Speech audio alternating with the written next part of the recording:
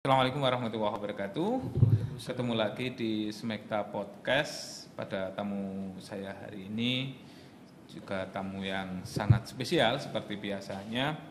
Hari ini saya kedatangan anak didik saya. Beliau adalah alumni tahun 2017 ya Mas ya. Beliau alumni 2017. Sekarang lagi menyelesaikan kuliahnya di Universitas Islam Indonesia Yogyakarta dengan jurusan Teknik Elektro. Assalamualaikum Mas Bambang. Waalaikumsalam Bapak. Gimana kabarnya? Alhamdulillah sehat Pak. Alhamdulillah sehat. Oke, sebelum kita ngobrol lebih jauh tentang Mas Bambang, kita akan perlihatkan dulu foto-foto prestasi beliau selama kuliah di Universitas Islam Yogyakarta.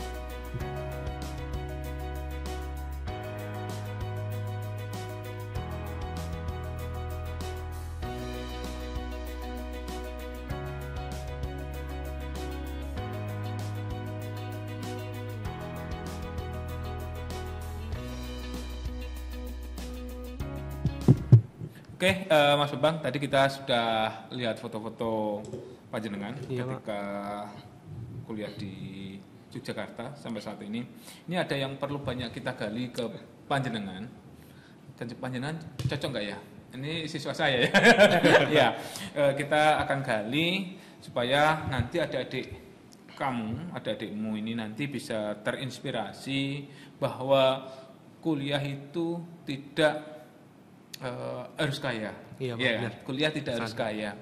Kuliah bisa diraih dengan sebuah perjuangan. Iya, perjuangan ya, termasuk perjuangan meskipun sampean ini kuliahnya melalui jalur bidik misi. Iya. Ya. Pure bidik misi ya Mas. Iya, Pak. Oke. Mas Bambang, sekarang semester berapa? Semester 8 Pak. Semester 8. Iya. Oke Pak. Ya, semester 8. Semester 8 Jurusan Teknik Elektro Pak. Jurusan Teknik Elektro. Jurusan Teknik Elektro Universitas Islam Indonesia. Masuk kuliah tahun? Tahun 2018 Pak. Masuk kuliah tahun 2018.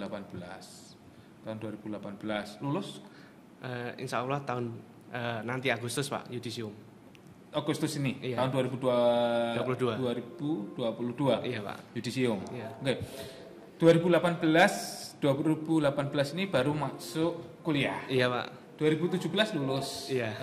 Jadi ada jeda waktu kurang lebih 1 tahun iya, ya, Pak, kurang lebih 1 tahun. Yang dilakukan apa Mas? Jadi setelah saya lulus dari Smekta ini Pak, dulu saya sempat daftar SBMPTN. Iya. Namun tidak lolos. Tidak lolos. Terus saya juga sempat mendaftar di perguruan tinggi swasta di Kabupaten Malang. Itu sudah diterima Pak. Iya. Namun ketika seleksi beasiswa bidik misi, itu saya tidak lolos. Seleksi bidik misi tidak lolos. Iya. Akhirnya tidak diambil. Ya akhirnya tidak saya ambil. Terus akhirnya saya memilih bekerja saja di Sidoarjo. Iya, sembari menyiapkan untuk SBMPTN di tahun depan. Oke. 1 tahun berarti sampai bekerja di Sidoarjo. Iya Pak. Di Sidoarjo itu di apa Mas kalau boleh tahu? Di toko roti Pak. Di toko roti, saya kerja serabutan. Kerja serabutan. Bagian apa kalau serabutan di sana? Iya, itu melayani pelanggan, ikut masak roti. Ini suka masak roti. Dan kerjanya durasinya dari? Durasinya itu tidak tetap Pak. Jadi tidak tetap. Kan kita tinggal di sana di tokonya itu. Dari jam 6 pagi sampai malam itu tetap bekerja. Tetap bekerja. Ya, makanya disuruh tinggal di sana buat itu kerja. Disuruh bosnya itu kita harus siap. Gitu. Tapi untuk gaji? Untuk gaji di bawah UMR Pak. Di bawah UMR. Tapi bisa makan ya? Alhamdulillah Pak. Alhamdulillah bisa makan. Inilah. Jadi anak-anak nanti kalian nggak usah putus asa. Ini sudah dicontohkan oleh Mas Bambang bahwa beliau untuk mencari uang sakunya buat kuliah ini bekerja dulu. Jadi meskipun nanti kalian juga sudah bekerja, tetap punya angan-angan untuk melanjutkan ke perguruan tinggi atau melanjutkan ke jenjang yang lebih tinggi. Oke, kita lanjut obrolan kita, Mas Bambang. Terus kemudian 1 tahun ini bekerja. Kemudian tahun 2018 ikut lagi SBMPTN. Iya Pak, ikut lagi SBMPTN. Kalau boleh tahu itu jurusan yang dibidik itu jurusan apa dan kampusnya mana toh?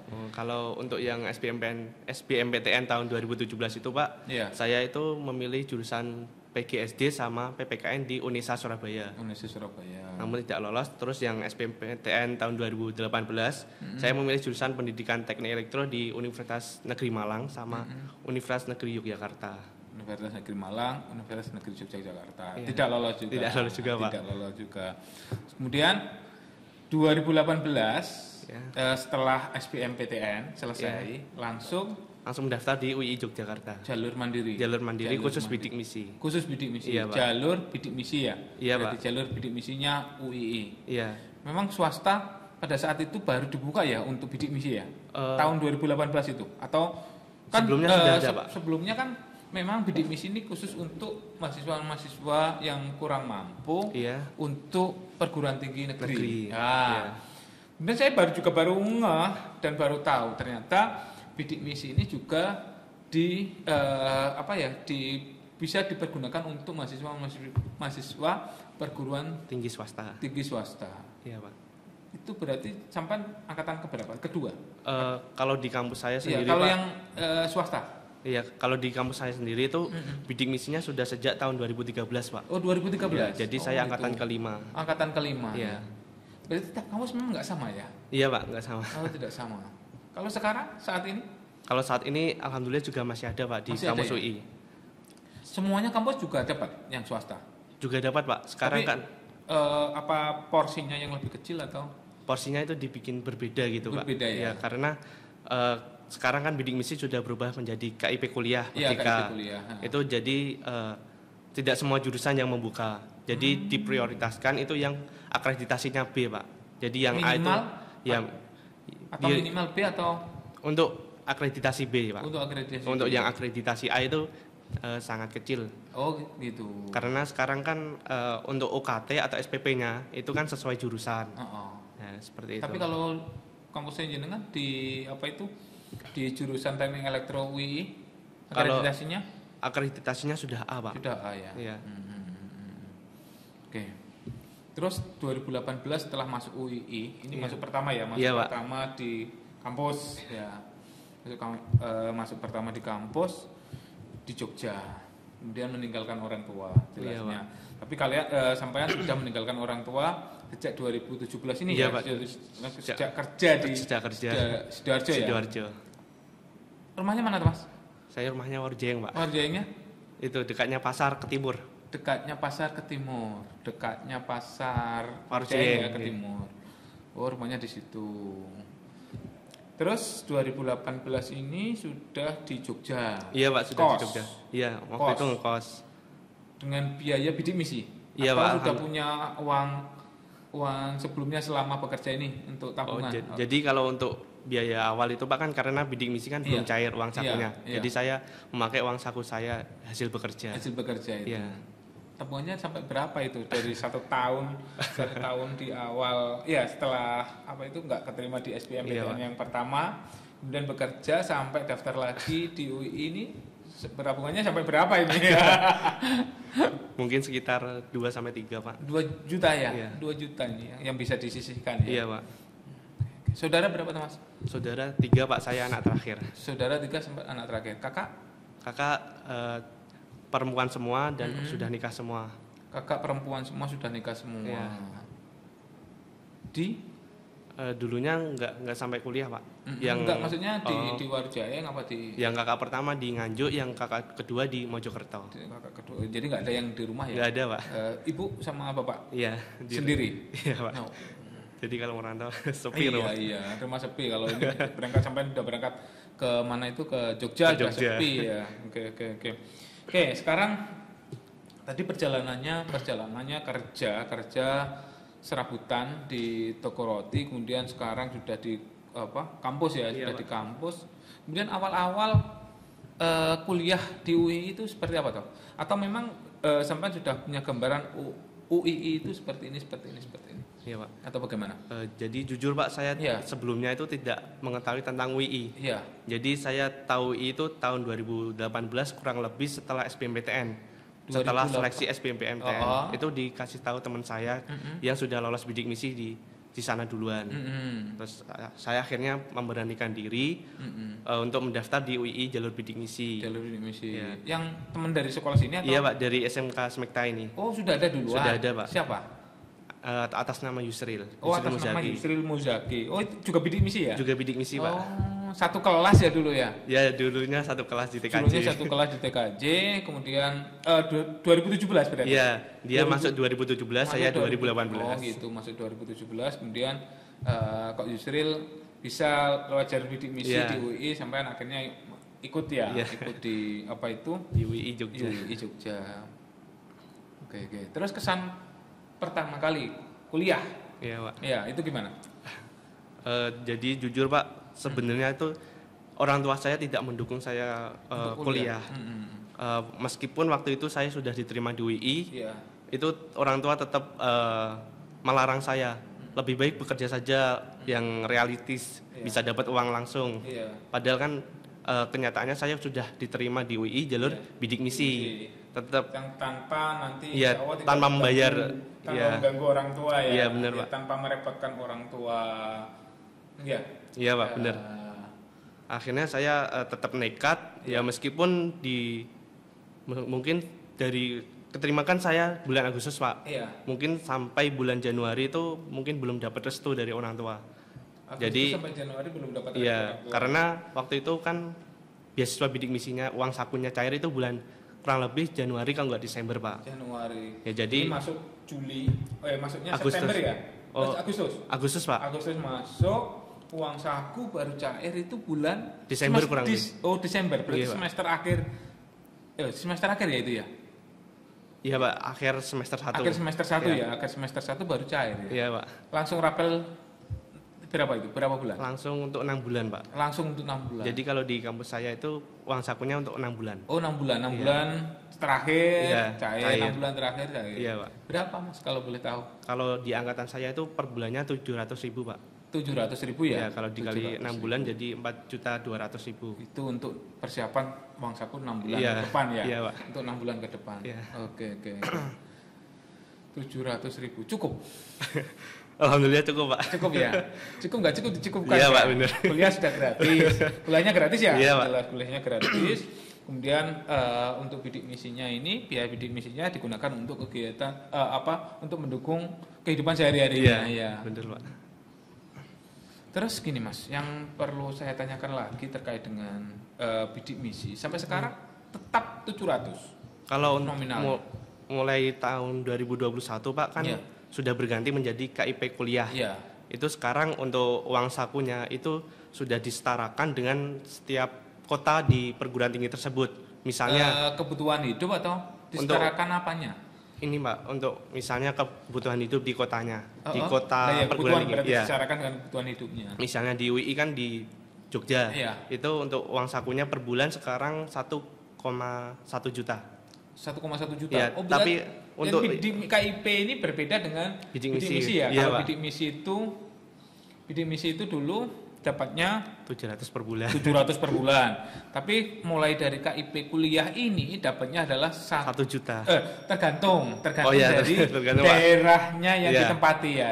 Daerah yang daerah kampusnya ya, daerah kampusnya. Misalkan kalau di Surabaya berapa? Di Surabaya mungkin sekitar 1,2 Pak. Lebih tinggi ya? Di Jakarta bahkan sampai 1,4 per bulannya. Per bulan 1,4 di Jakarta, 1,4 di Jogja aja dapatnya 1,1. Kemudian di Surabaya 1,2. Di Jakarta lebih tinggi lagi dapatnya 1,4. Jadi ini benar-benar memperhitungkan kos layak hidup di kota tersebut ya. Nah, kalau yang dulu kan enggak, yang penting kan dapatnya 700. Cukup nggak cukup ya itu silahkan dicukupkan. Kalau ini kan mungkin masih dari saya itu kalau sosialisasi ke anak-anak itu ya yang saya tahu cuma ya kurang lebih 600 sampai 700 karena tahunya saya gitu ternyata di KIP kuliah ini berbeda. Sudah ada perubahan Pak. Berbeda. Oke. Terus pertanyaannya lagi sebentar.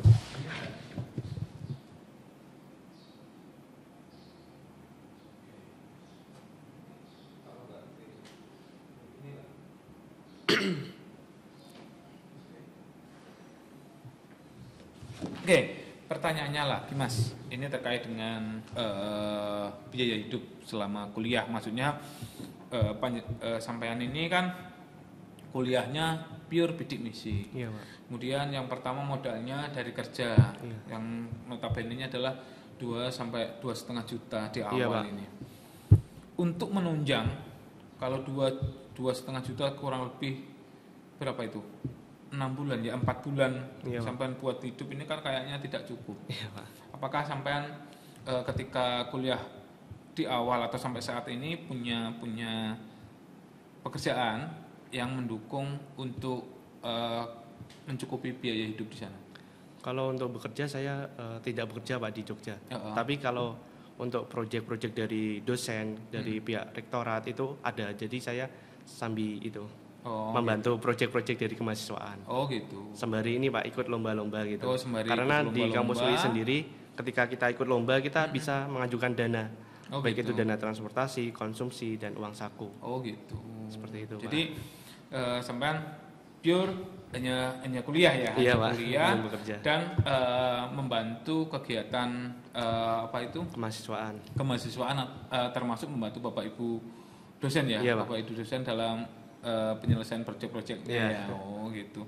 Oke, saya kalau boleh tahu setiap proyek itu sampai dapat berapa sih? Kalau untuk kecukupan inilah kebutuhan hidup inilah. Iya Pak. Kalau setiap proyek rata-rata 600 sampai 800 ribu Pak. 600 sampai 800. Jadi saya ada berapa? Sekitar 1 sampai 2 bulan. 1 sampai 2 bulan.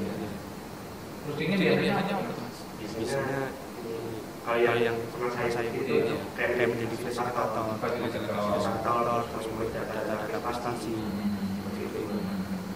Saya ya. Oke. Sekarang kita coba flashback lagi ke belakang. Saya tadi agak kelupaan. Sebenarnya kehidupan orang tua itu seperti apa tuh Mas? Iya. Iya Pak. Ya ini kan tadi kan sampai bulan apa itu sampai belum dapat restu. Iya benar. Wes lebih baik bekerja sajalah.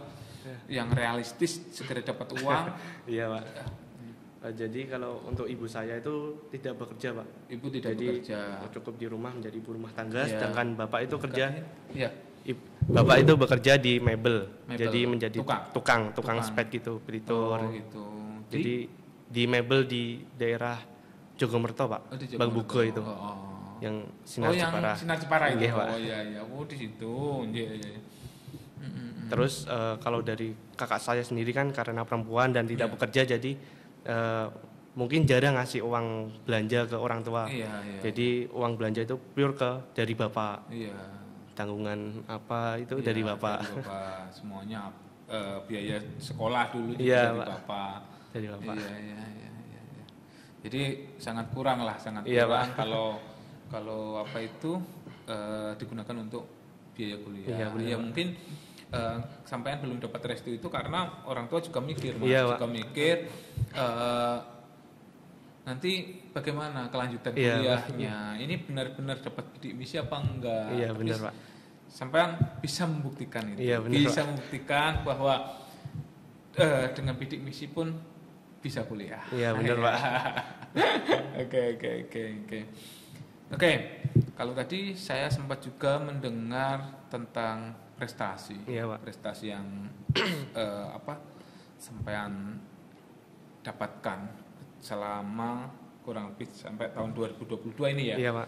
Mulai dari 2018 awal, di awal kuliah, kemudian sampai saat ini. Meskipun di Universitas Islam Indonesia yang notabene-nya adalah kampus swasta, tapi kampus swasta, UI ini juga sangat diperhitungkan juga. Salah satunya adalah di situ banyak profesor-profesor yang bener, Pak. Yang ada lulusan di Jakarta sana, iya kan, termasuk salah satunya adalah Profesor Mahfud MD itu, ya kan, itu kan juga lulusan, alumni dari UI kan. Iya. Nah, nih, selama kurun waktu 2018 sampai 2022, coba kita pengen diceritakan sih, pengen ceritanya terkait dengan prestasi yang sampean raih. Iya, Pak.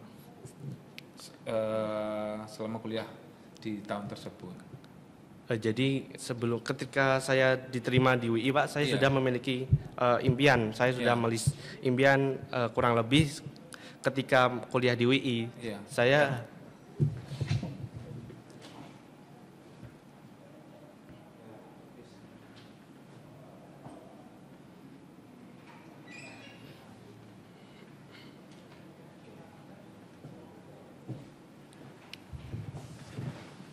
lanjut Pak ya.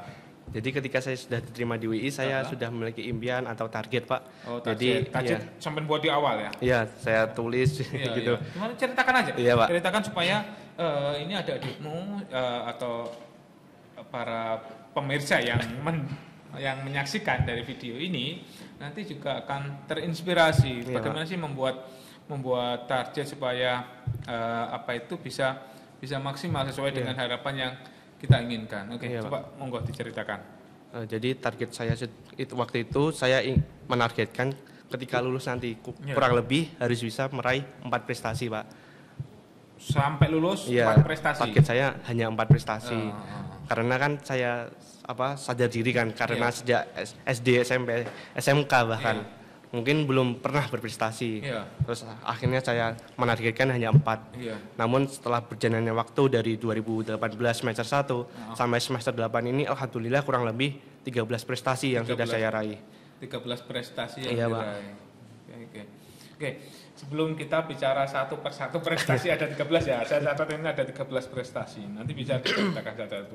Itu adalah membuat impian. Impian itu sampai tulis tulis kemudian ditempelkan di dinding. Di dinding di kos. Di kos, Pak. Di kos. Ini biar selalu termotivasi, biar selalu termotivasi.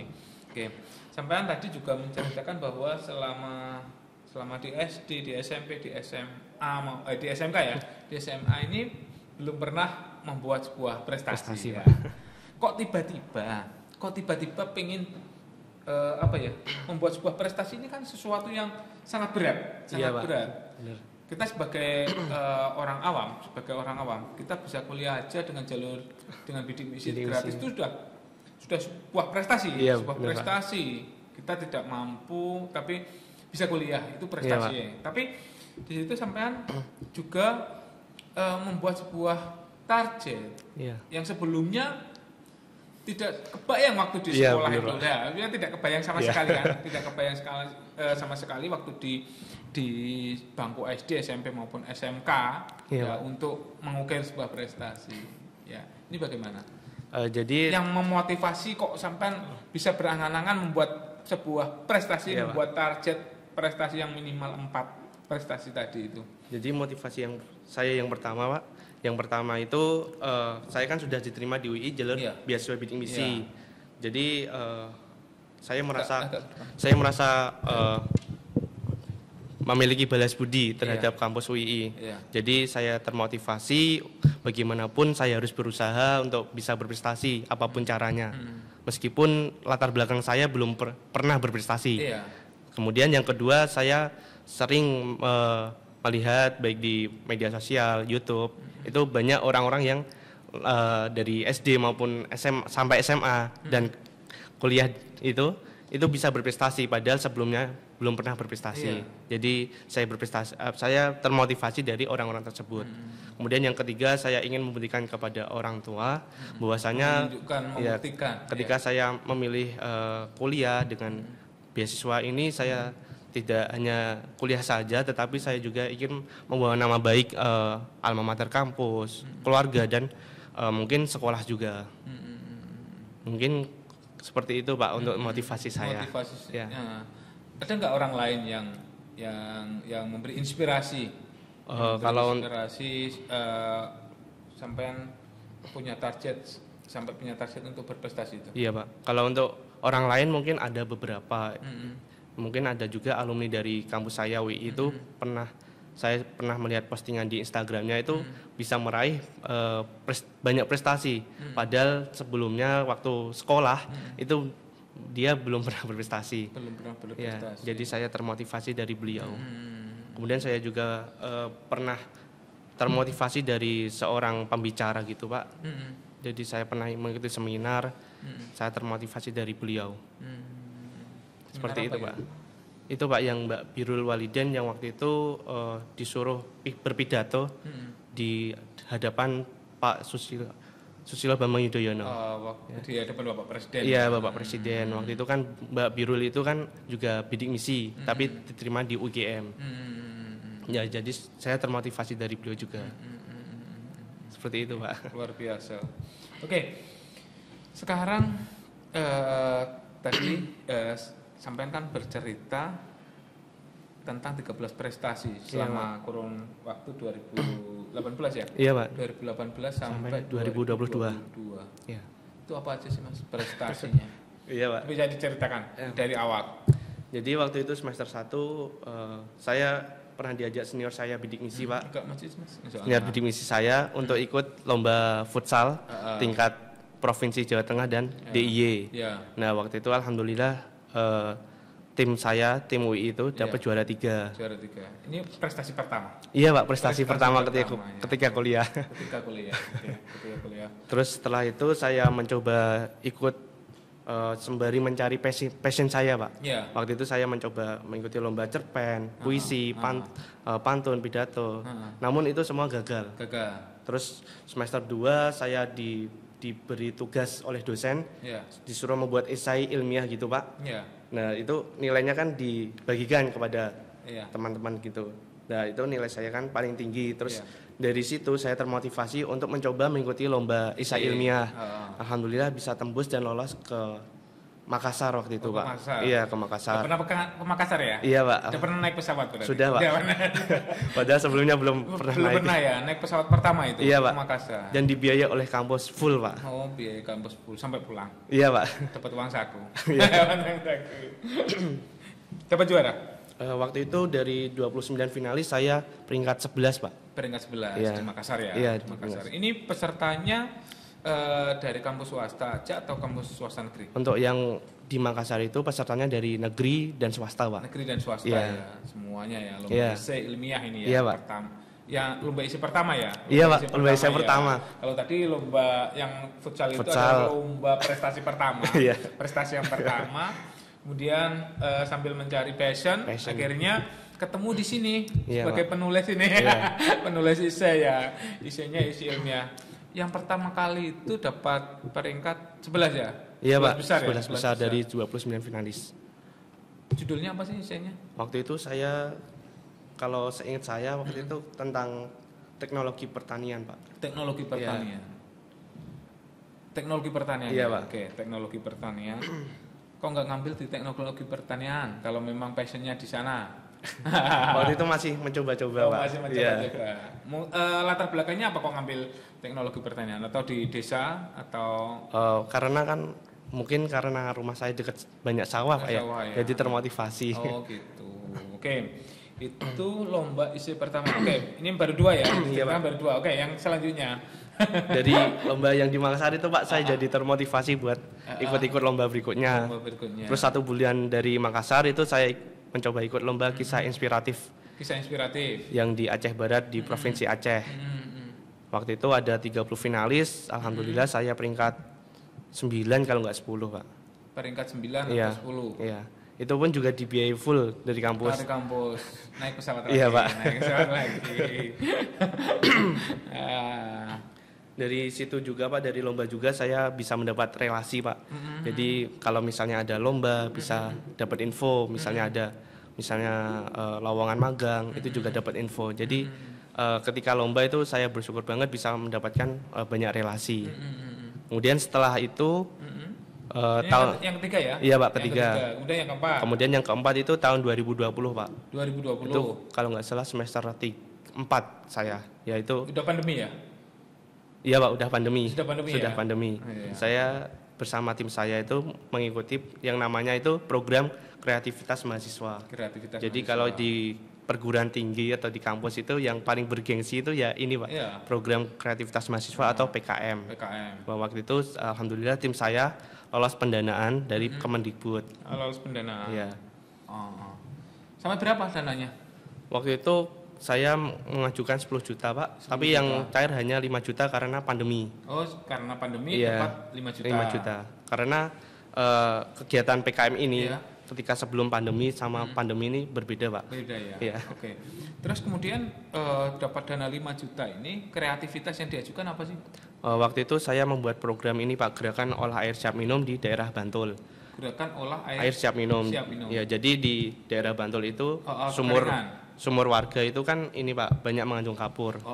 Jadi saya bersama teman itu membuat alat untuk memfilter air kapur itu agar bisa langsung diminum. Seperti itu, Pak. Oh gitu. Iya. Jadi dari tanah? Iya, dari air sumur itu. Dari air sumur. Difilter. Kemudian difilter langsung minum. Iya, biar bisa. Tanpa dimasak ya? Iya, tanpa dimasak, Pak. Ya. Sampai sekarang berjalan? Karena waktu itu PKM-nya hanya ini, Pak, karena dananya terbatas. Iya, dananya jadi terbatas. kegiatannya juga terbatas. Iya. Yang bisa di-cover dari dana 5 juta itu apa aja?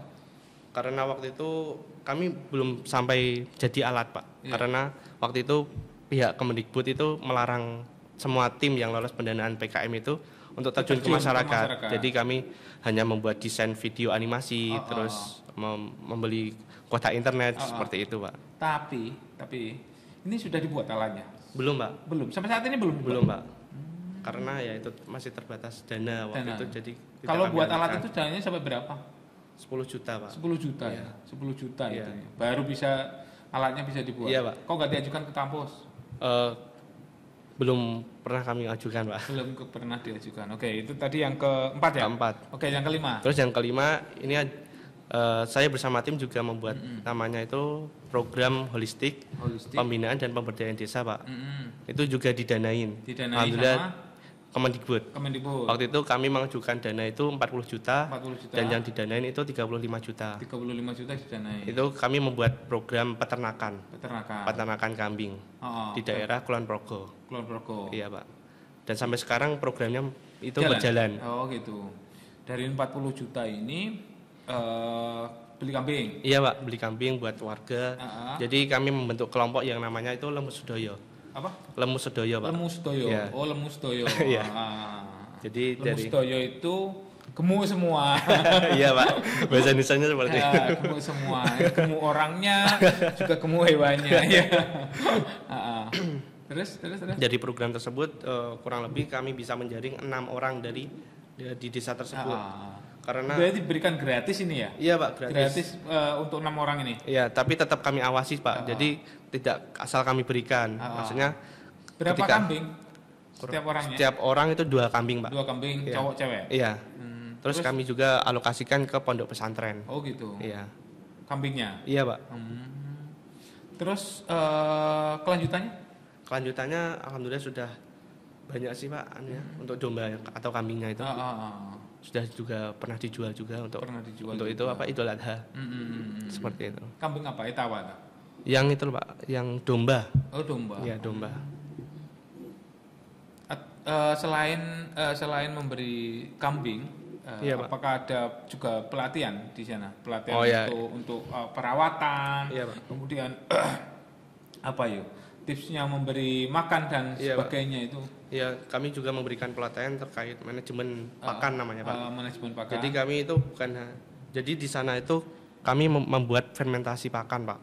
Kalau mungkin di Nganjuk sini mungkin kambing itu makannya rumput, tapi kalau di sana karena sudah fermentasi, damen pun itu bisa dimakan kambing.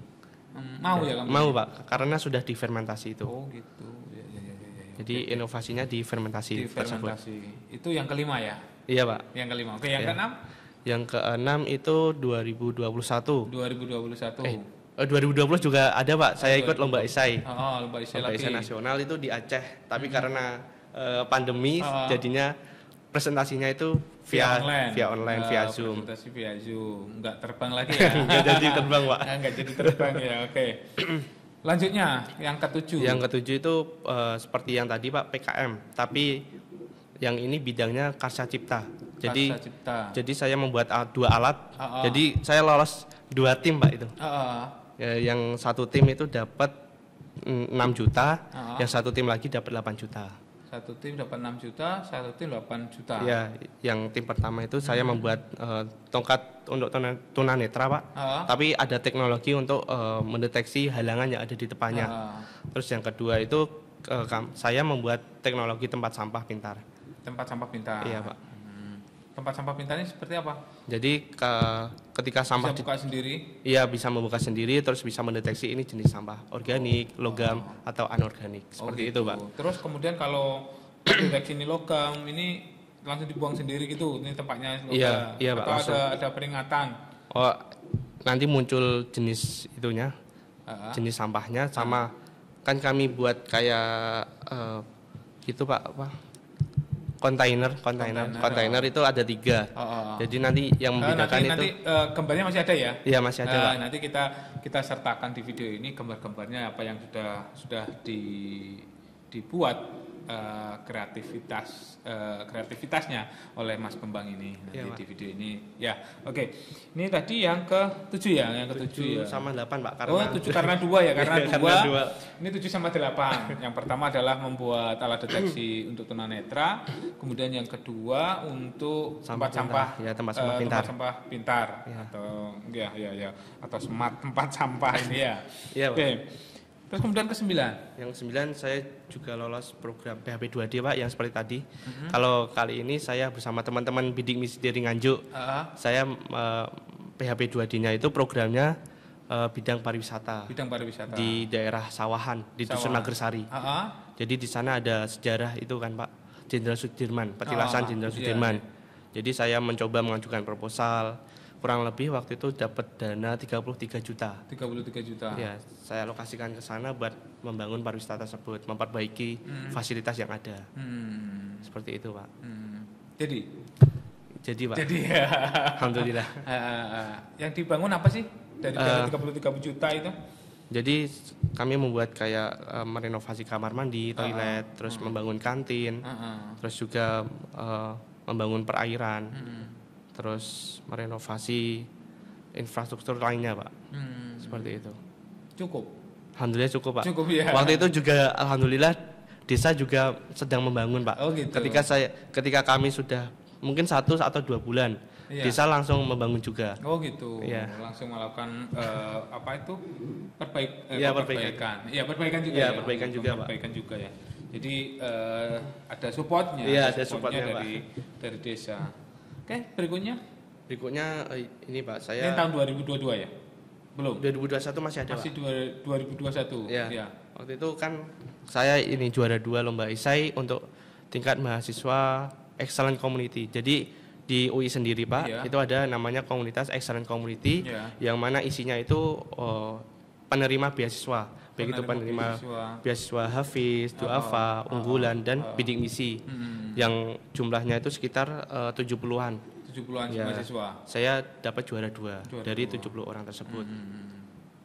Itu. Iya, Pak. Itu 2021 ya. Akhir. Iya, Pak, 2021 akhir. Terus kemudian 2022 saya menjadi delegasi ini Pak, Musyawarah Nasional Forum Bidik Misi. Forum Bidik Misi Nasional di Pekanbaru Riau. Di Pekanbaru Riau ini yang terakhir ya. Belum Pak, belum. Masih banyak lagi ya. Masih ada 2 lagi ya. 2022 ini selama ini masih ini baru bulan Mei. Bulan Mei sudah ada 3 ya. Berarti 3 ya. Iya Pak. Selama 2022 ada 3. Ada 3 ya. Yang delegasi di Pekanbaru, terus ada juga lomba esai di Purwokerto Pak. Lomba esai di Purwokerto. Kemudian ada lomba karya tulis ilmiah di Makassar. Yang terakhir di 2002 ya. Iya. Sampai bulan Mei ini lah ya. Iya Pak, yang terakhir yang di Makassar itu. Ya. Belum puasa atau? Sebelum puasa Pak. Sebelum puasa ya. Dapat juara berapa? Kalau yang di Purwokerto itu saya juara 4. Kalau yang Makassar ini hanya finalis saja Pak. Finalis saja. Oke. Dari sekian prestasi yang paling berkesan itu yang mana? Di tahun berapa dan yang mana? Kalau untuk saya sendiri pribadi Pak, itu yang paling berkesan itu kompetisi program kreativitas mahasiswa Pak. Kreativitas mahasiswa. Karena proposal yang masuk ke Kemendikbud itu mencapai 40.000 lebih Pak. 40.000. Dan yang diterima hanya sekitar 3.000. Jadi saya sangat bersyukur bisa mengalahkan banyak puluhan ribu bahkan puluhan ribu proposal lainnya dari berbagai kampus di Indonesia. Itu yang paling berkesan Pak. Yang paling berkesan ya. Oke. Terus targetnya setelah ini kan rencana kan yudisium nanti bulan Agustus ya. Agustus, Pak. Bulan Agustus tahun 2022. Iya, Pak. Dan targetnya setelahnya kemana? Kalau ambil S2 ya, kalau target saya sendiri Pak untuk setelah lulus saya rencananya pengen mendaftar di PLN. Ya karena waktu itu saya sempat PKL atau magang 1 bulan itu di PLN Jogja. Jadi saya sudah tahu suasana kerjanya di PLN seperti apa. Jadi saya termotivasi buat masuk ke PLN. Ada juga rencana buat lanjut S2 Pak. Karena di Indonesia sendiri kan banyak ada yang namanya beasiswa LPDP Pak. Iya. Itu khusus untuk yang S2 dan S3. Seperti itu Pak. Ya bisa kalau memang ada kesempatan di S2 ambil S2 dulu, S2 aja. Soalnya kan banyak beasiswanya juga. Iya Pak, banyak beasiswanya. Tadi yang LPDP salah satunya. Sampaikan itu juga bisa, ya kan? Iya Pak. Itu nanti kan pure dibiayai oleh LPDP. Ya, nanti bisa nyambung lagi S3 nya bisa ngambil di luar. LPDP pun juga sangat siap untuk membantu beasiswa itu. Ya kan? Iya Pak. Mumpung masih muda, bener Pak. Kan banyak sekali isi-isi yang sudah sampean buat, sudah sampean kembangkan sehingga nanti mungkin dari isi-isi yang sudah ada pun juga bisa dikembangkan lagi. Iya, Pak. Masih bisa dikembangkan lagi itu. Bisa, Pak. Masih bisa dikembangkan lagi menjadi yang lebih bermanfaat lagi, iya, lebih produktif lagi. Iya. Kayaknya seperti itu. Oke. Kemudian kalau itu target setelah lulus ya. Iya, Pak. Target setelah lulus. Nikahnya kapan? Masih lama ya, enggak usah. Masih lama, Pak. Masih nikah. Terus kemudian orang tua tadi setelah sampai sudah bisa membuktikan bahwa kuliahnya itu benar-benar tanpa membebani orang tua, ya, hanya dengan bidik misi. Ini bagaimana? Pandangan orang tua setelah sampai dapat itu bagaimana? Setelah saya waktu itu uang sakunya cair Pak, pandangan dari orang tua itu langsung kayak ya nggak apa-apa teruskan saja kuliahnya. Bahkan disuruh kalau ada rezeki lanjut aja S2 nggak apa-apa. Ya karena dapat beasiswa. Jadi orang tua ingin buktinya dulu baru bisa percaya. Iya. Kayak memang karena di awal tadi orang tua kan juga masih bimbang. Pak. Anakku yang tengah jalan nggak bisa lanjut bagaimana? Iya benar Pak. Juga mikir itu toh ya. Nah, sekarang karena sudah dibuktikan bahwa kita itu bisa kuliah meskipun kondisi kita tidak mampu. Iya, Pak. Tapi karena kita punya keinginan, punya niat. Iya Pak, niat.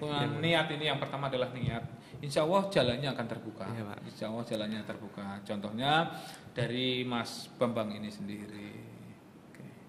Terus kemudian pesan atau yang ingin disampaikan ke pemirsanya Pak Nah Channel ini, terutama untuk adik-adik yang mau melanjutkan ke perguruan tinggi dengan kondisi yang tidak punya, yang tidak mampu, yang punya tapi punya angan-angan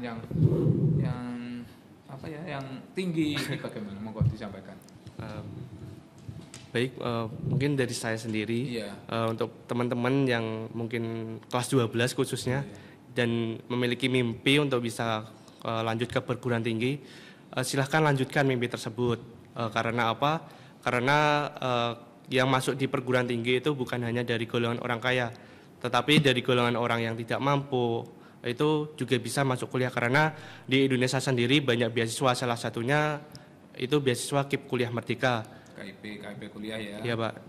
Jadi teman-teman nanti silahkan mencoba mendaftar melalui jalur KIP kuliah tersebut. Oke, terima kasih motivasinya dan inspirasinya. Semoga apa yang kita obrolkan hari ini, yang saya gali dari Mas Bambang ini bisa bermanfaat untuk anak-anak yang pengen meraih prestasi, yang punya cita-cita yang tinggi. Ya ini contohlah dari Mas Bambang ini. Mas Bambang ini memang bukan anak orang kaya. Iya, Pak. Mas Bambang dari keluarga yang sangat, bukan sangat sih, tapi kurang mampu untuk melanjutkan perguruan tinggi aja untuk sekolah aja ini kesulitan.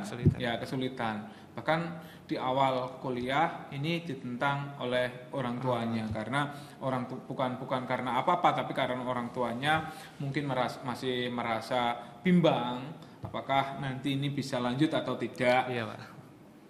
Dengan biaya bidik misi ini. Tapi karena dengan keyakinan, dengan niat yang tulus dan benar-benar ini akhirnya jalan terbuka dan Mas Bambang sampai saat ini akan menyelesaikan S1-nya insya Allah pada bulan Agustus nanti. Oke, terima kasih Mas Bambang kehadirannya di Smekta Podcast dan semoga bisa menginspirasi. Oke, saya kira assalamualaikum warahmatullahi wabarakatuh.